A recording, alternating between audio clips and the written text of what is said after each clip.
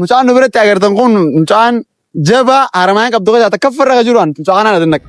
Mucaan kun jechuun tololtummaa irratti miskiina gargaaruu irratti namoota rakkatan cinaa deemee waan isaan fadhan goggodhee fi sagalee ta'uu irratti hedduu sappoortii godha jiraama. Saniifuu bika agartanitti sappoortii godhaa nuti sappoortii goona. Inshaallah fuuldura waan bareedaa irraa inni.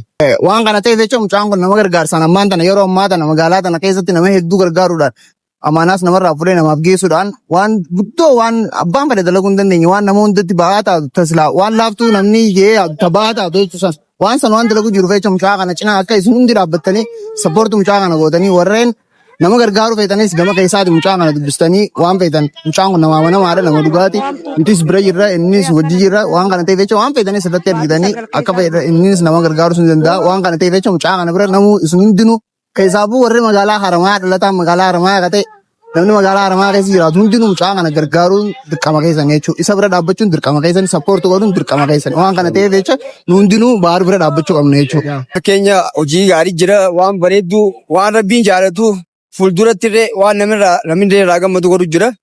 Akka haramaatti mucaan kun gargaarsa cimaa nama cinaa dhaabbatu jira rakkataayyuufa waan kana ta'eef namuu sappoortii godhaa bira dhaabbaddaa namuu akka gargaarsa jiru quba qabna gargaarchaan dhaabbaddaa.